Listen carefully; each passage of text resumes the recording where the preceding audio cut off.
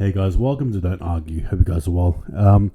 Look, this is a video here, I suppose, of a little bit of a debrief over our game against the Roos and a preview of our game against the Eagles. So without further ado, we'll get straight into it. Hit that intro.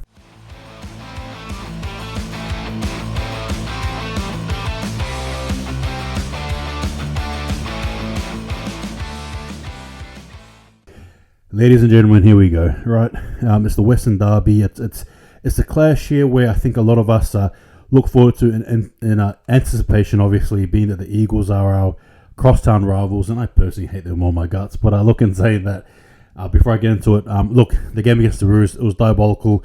Obviously, everyone looks at the controversial call, if you will, but ultimately at the end, I think Fremantle shouldn't have even got to that stage.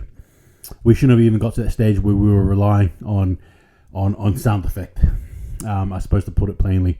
And the fact that we are and have doesn't bode well. Now, obviously, the game was at home, and obviously people were thinking that Fremantle were going to bounce back. I was worried about this game, to be fair with you, especially after the Saints' performance, and that's exactly what happened. Now, granted, Fremantle caught up, yes, beautiful, good, but unfortunately, catching up and losing is still catching up and losing, and that's ultimately what happened. Players aren't gelling. Forwards, mids, backs. I suppose backs are doing all the best they can, but you know what I mean. You've got to convert these things and attacks into goals. Really, not behinds. So it is what it is, right? A lesson learned, I suppose. And how do we bounce back now? Fremantle have a game against the Eagles, and it's almost ironic in the sense because obviously we have 2 losses, and potentially the Eagles is a game where we could probably bounce back. Now, there's been a lot of fanfare about Mr. Luke Jackson, a very popular figure now in Fremantle.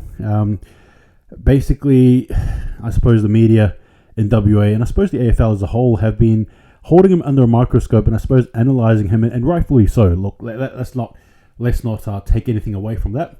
I think it's justified. But in saying that, though, there's probably many factors as to why he hasn't been playing well. I think it's probably just, for me, it's team chemistry.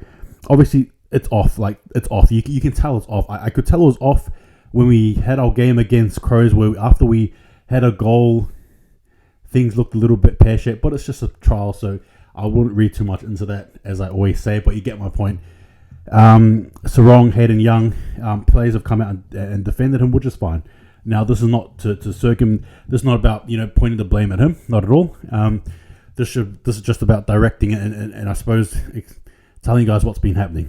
Now, how do Fremantle bounce back? The Eagles have had a 1 loss, 1 win record, so obviously this is their chance to shine. And as for Fremantle, I suppose for us it's hopefully a place where we can actually rebound from.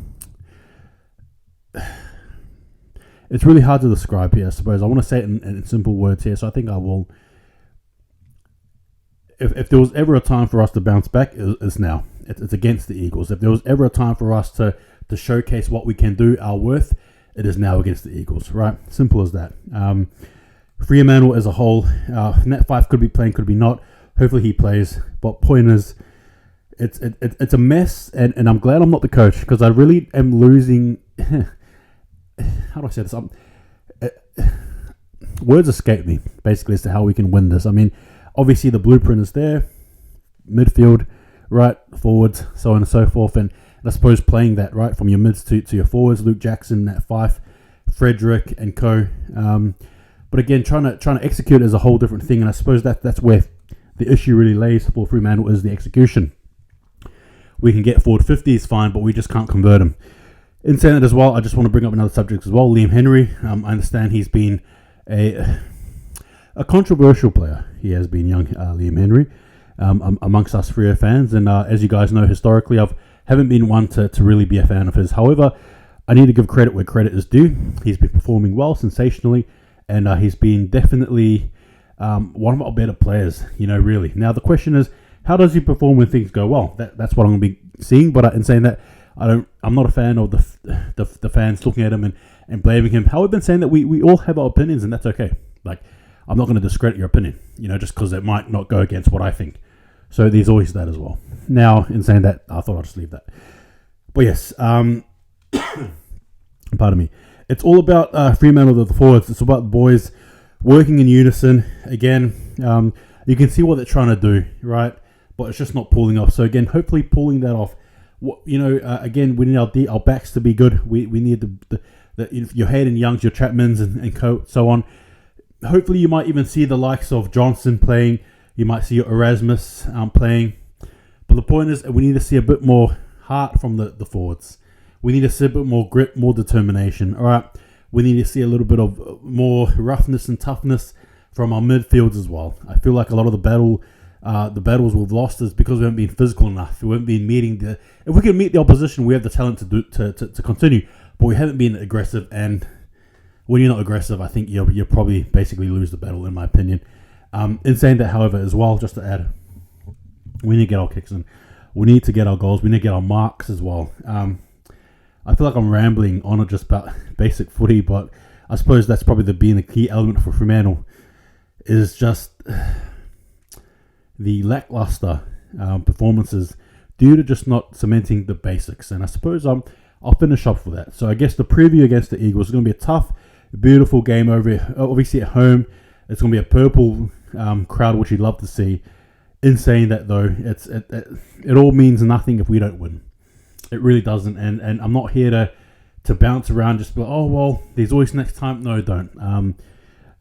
2022 was the year I wanted us to build upon, and it hasn't happened yet.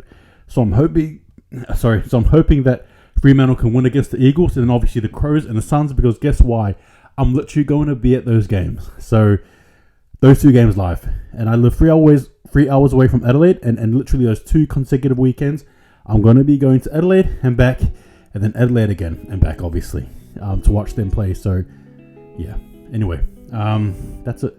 There's not much to say. You just hope that the boys are feeling it like they say they are, and that Alex Pearce is ready to go. All the boys are ready to go. Sarong, Brayshaw, right? Darcy, Sorta, and yeah. You just hope they're ready to give their all, right? Because I'm ready for us to win again. And what better time, right, than against these, whatever you want to call them, freaks of natures, if you will. Yeah. It starts now against the Eagles, and I'm backing the boys to win. I feel very good about it, actually. I think there's been a lot of pent-up frustration, and we're going to see it unleashed. Fremantle for me. I reckon 40 plus. Give me your thoughts. Take it easy. See you guys next time, and just remember, don't argue.